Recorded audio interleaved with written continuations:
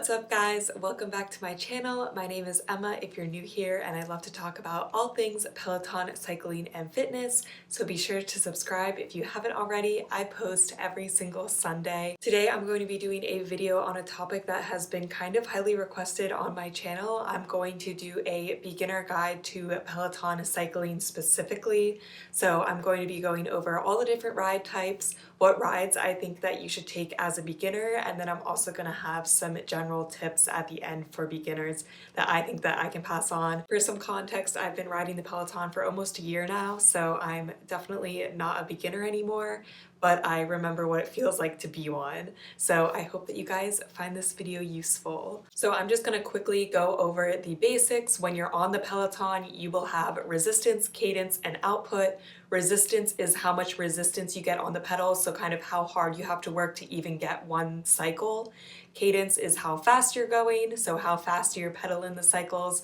And then output is computed by some kind of formula between cadence and resistance. Peloton does it for you and you just get an output number. Those are kind of the main metrics that you're working with. You can also get like heart rate zone, you can also get your power zones, but you don't need to worry about those right when you're starting out. And then you have two different class options when you're cycling. You can take live classes or on demand. So every week Peloton releases a schedule that tells you when an instructor will be teaching a live class. So if the instructor is teaching a live class at 9:30 and you want to take that class live, you need to be on the bike ready to go at 9:30 because that's when the class is starting, and it will start with or without you. And the benefits of live classes is, especially if you have the Peloton, a lot of people will be taking those classes. You can compete on the leaderboard, which shows how much output you have for the class. You can give high fives if you have a milestone. So if it's like your 50th ride, your 100th ride, you can try to get a shout out from the instructor. And I feel like a lot of people sense a lot of community with live rides. I personally don't take a lot of live rides. I like on demand because you can take any class that has been released before whenever you want by any instructor. A big pro for on-demand classes for me is it'll show the entire playlist, like what music will be played during the ride, which I'm a really big fan of cycling to music that I love. It makes the class go by so much quicker for me and I really enjoy it. So I like having that entire playlist. Usually you have a theme for live rides, but you don't know the exact playlist. And then on demand, obviously a lot of people aren't going to take them at the same time. You can still compete on the leaderboard and you still get a place, but I don't think that a lot of people find it as exciting as when you're doing a live ride. So those are kind of the two different classes you can take. And honestly, I do a mix of both. I usually do live rides when I'm trying to get a shout out or if it's a class I'm super excited about, but otherwise I really like the feature of on demand. I just want to get up and it be 7:43 and I just start the class. I don't have to wait for anybody else. And I also personally like a lot of UK instructors, and they all teach classes at like 4 a.m. because I live in California. So it's really nice that I can just catch them at a later time. So now I'm gonna go over all the different ride types that there are. I wrote them all down and I'll just give brief descriptions. So the first class that they offer is HIIT Classes, HIIT. This stands for High Interval Intensity Training, and it means that there's a 1-to-1 work to rest ratio. So you'll go super hard for 30 seconds and then you'll pull back and recover for 30 seconds. On the Peloton, you'll never stop pedaling, but you'll usually go quicker on the cadence while easing up on resistance during recovery. That's typical recovery. There could be others, the instructor will tell you what to do, but the idea is you go super hard and then you take a break and recover for the same amount of time. Building on top of that class, there is HIIT and hills. Those classes alternate between HIIT workouts, so they'll do like a 5-minute segment of HIIT. You'll usually have some sort of recovery between HIIT and then the hill, and hills are heavy resistance, low cadence typically, so you'll have a hill section then. So you'll alternate between HIIT sections and hills the entire ride. Sticking in the interval section of classes, there is also Tabata, and Tabata is like HIIT but even harder. So this is a 2-to-1 work to rest ratio. So typically you'll go 30 seconds hard with 15 seconds recovery. These, I think, are the hardest classes on the platform, at least in my opinion.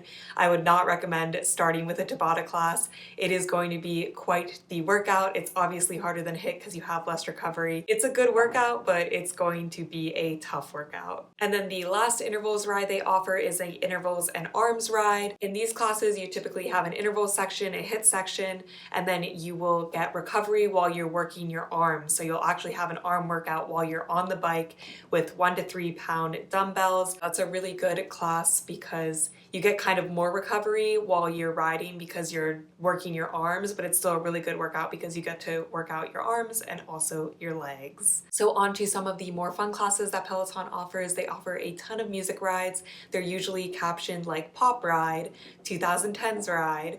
All of these are focused around a specific music type, and it'll say it in the class title, so it's pretty obvious what you're gonna get. If you really like music, and I personally do, I really like these rides because I can find rides that I like the music in super easily. Would highly recommend them. They are pretty fun, and I find them to be a little bit easier than the interval rides. Along with that, they also have themed rides, so pretty much every instructor has a special themed ride that only they teach. So for example, Ali Love teaches Sundays with Loves, Alex Toussaint teaches Club Bangers, Jess King teaches the Jess King experience. You can kind of find these just by going to the instructor and seeing what classes they take. These are also kind of grouped in with the music rides. They're usually a little more laid back, a little more fun, except for the Jess King experience. Those are hard, and it really lets the instructor shine through with their personality. So if you really like a certain instructor, I would highly recommend trying to take their themed rides. I also like those because they are definitely the most unique to the instructor.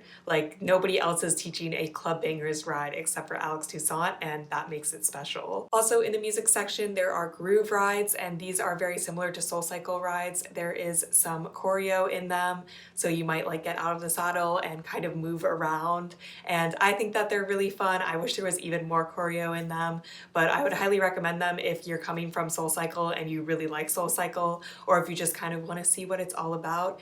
Those are super fun rides to take. And then the last music ride are the live DJ rides. Peloton has a DJ, I think his name's John Michael, and he pretty much just stands in the corner and live DJs the rides. It's usually pretty fun because the instructors have a super playful relationship with them and they like banter back and forth during the ride. So I find that those are also super fun rides and you should definitely check them out. There are also beginner and advanced beginner rides, and these are basically just normal classes, but will have scaled down cadence and resistance, and also the instructors will usually tell you more about your form. So I would highly recommend them for beginners. It'll definitely help you get adjusted to the bike. They're usually a little bit shorter, and I feel like it's a really great way to get to know different instructors without committing to take a super hard class from them, because some of the instructors are really hard, but their beginner rides make them accessible to everyone. Next, there are low impact and recovery rides, and these rides are what you hear, they're low impact. For low impact, you don't get out of the saddle at all, and you also don't go over 100 cadence or 50 resistance. So I find these super great for a rest day, could also be really good for beginners, and same with recovery rides. They're going to be a more chill, laid back ride, more focused on your recovery. The next group of rides are warm up and cool down rides. These are typically around 5 to 10 minutes long, and warm up you would take before you take a class, and cool down you would take after you take a class. I personally really like cool down rides because typically in a class they'll only give you 1 minute of cool down, which is just not enough to cool down your body. I think that warm-up rides are also really great. I just haven't gotten into them, but those are really awesome if you're on the bike and you're exiting warm-up too quickly. If there's only like a 3-minute warm-up in a 30-minute ride, you might need more than that. But just keep in mind, if you start taking rides and you feel like you're not warming up quick enough, that you should just probably tack on a warm-up class before you even start your main class. There are also climb rides, which you can guess, it just is basically riding up a hill the whole time. You're gonna have very heavy resistance, probably not as fast cadence. I really like these rides at the beginning. I've always found that higher resistance is easier for me than higher cadence, but it's really personal to you. So I grinded out a lot of climb rides when I was beginning, and I really still enjoy them now. If you want a hard ride, but you're just not super into the intervals, I would definitely recommend climb rides. I feel like they kind of have the best of both worlds of being difficult, but you just don't have to do intervals because sometimes you're just not in the mood to do a HIIT workout. On to the last 3 types of rides rides we have, which I consider these rides kind of more serious rides. We have power zone training and heart rate zone training. So power zone training, I have an entire video on where I go in depth, but basically you take a test and from that test, it will break you up into different zones that tell you like how hard you should be going. And then the instructor calls out a zone rather than a resistance or cadence. I would highly recommend the video I already filmed on this. It goes into depth about all of that. But those are really great classes if you're kind of more serious about the bike and you really want to see results. And then the next kind of ride is heart rate zone training, which I also have a video about, which is kind of the same thing as power zone, except you don't take a test. Your max heart rate is based on your age, and then they break you up into like 5 different zones, and the instructor will give you a cadence and resistance to try to help you get into whatever zone they think you should be in right now. And I would also recommend watching my full video on that if you're interested in heart rate zone training. And then the last kind of ride is pro cycling rides. It's just one dude named Christian Van de Velde. I don't know if that's actually how you pronounce his name, but he doesn't do a ton of these rides. I think there's only like 10 or 15 on the platform. He kind of gets a little more into technique, and he is actually a pro cyclist, so it's pretty cool if you just want to check those out and take a class from somebody who competes professionally. I think that it's kind of cool, and he kind of has a different vibe than a lot of the other instructors that really hype you up. So now that I've gone over all the different ride types, I'm going to recommend some rides that I think would be really, really great for beginners. So first off, the most obvious, which I recommended before, beginner and advanced beginner rides. Those are honestly going to be like the holy grail to start. You really can't go wrong with any of those. I would highly recommend trying all the different instructors, even if you think that you're not really gonna vibe with them.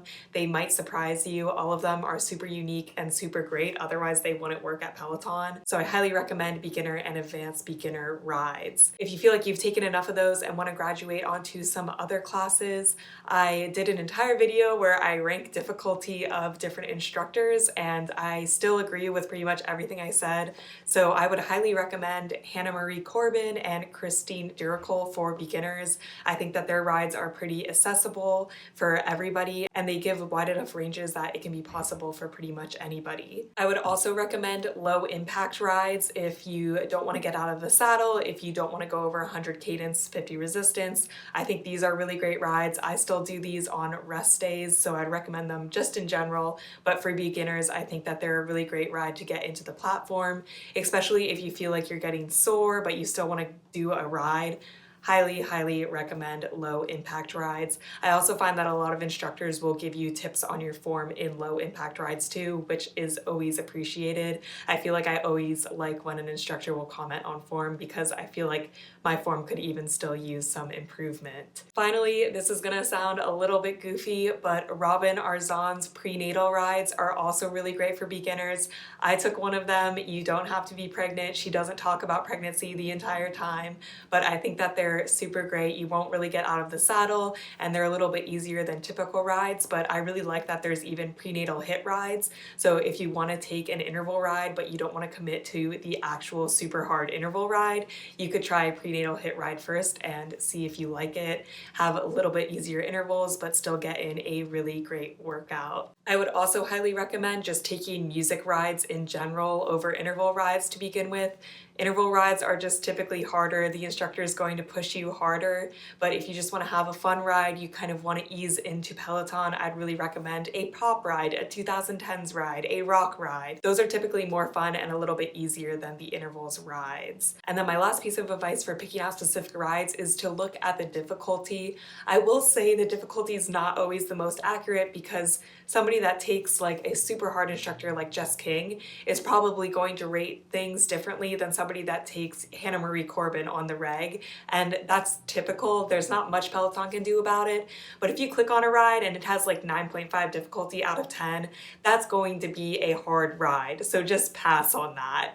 Typically like a 7 or 8 I would say is usually pretty manageable and will have a wide enough range that anybody can achieve it, but just keep it in mind when you see the difficulty. Decide if you actually want to do a ride that's rated like super high in the 9s because it's probably going to be pretty hard. Finally, I'm just going to end off this video with a couple of tips I have for beginners. My first one, which I definitely didn't want to do at the beginning, is don't be afraid to modify. If the instructor is calling out a resistance 40 to 50 and you feel like you're trying your absolute hardest at 35, just do that. Don't worry about not hitting the intervals. I know that it's demotivating. I still get demotivated when that happens, but sometimes it happens, and having a bad workout or a demotivating workout is still better than having no workout, right? Like, you're still working really hard. So don't beat yourself out about it. Modify if you need to. It's not that deep. My second tip, which I feel like I've talked about a lot on this channel, is take rest days. That was definitely something I did not want to do probably for the first like 4 to 5 months of riding the Peloton,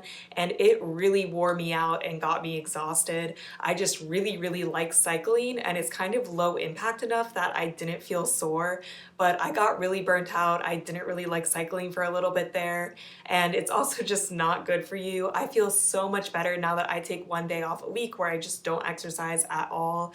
Obviously, you should know your body so you can kind of feel it out and make decisions for you, but I find that having a rest day a week really makes the difference for me. On the flip side of that, try to make cycling a habit if you actually want to see improvement. Even hopping on the bike for 15 minutes a day, do a quick 15-20 minute class, is way better than no workout, and it'll build that habit of taking time out of your day to get on the bike.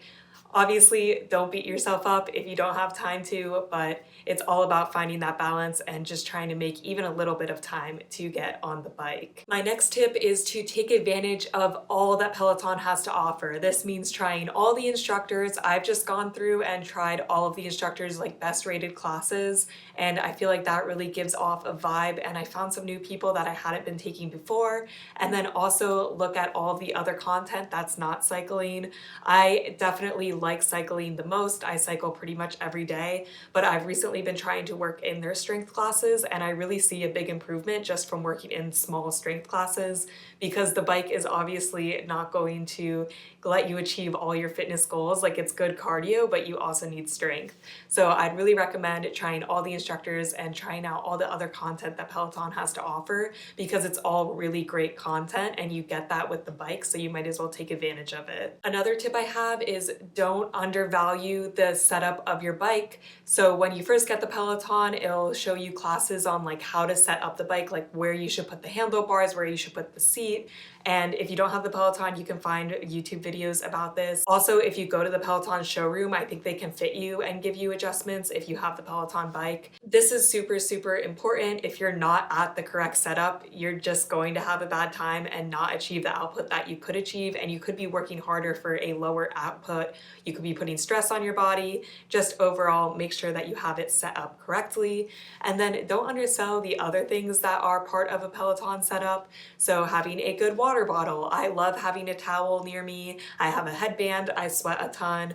A fan to blow on you while you're riding also makes a huge difference. All these little things will make riding a lot more enjoyable, and then you're more likely to develop into a habit and just be more happy while you're on the bike and actually enjoy riding. And then finally, is just to remember to have fun. At the end of the day, this isn't that serious, and it really is just supposed to be a fun way to exercise, a quick way to exercise, and it's something I really enjoyed working into my daily schedule. It makes me feel super good to just wake up and get on the bike and start my day, and I hope that you find enjoyment in your new bike too. That's it for this video. I hope that I kind of helped you get into the Peloton and answered any questions that you have. Feel free to leave a comment down below. I love talking to everybody about the Peloton. It's just a really good time. I love the community. Also, plug for my Instagram. I started a cycling Instagram. It's just Emma_cycle. I'm still kind of figuring out what to post on there, but I really love interacting and DMing with you guys, so that's a really great way to reach me if you have any more questions. I hope you guys are staying safe, having an awesome week, and I'll see you in my next video. Bye!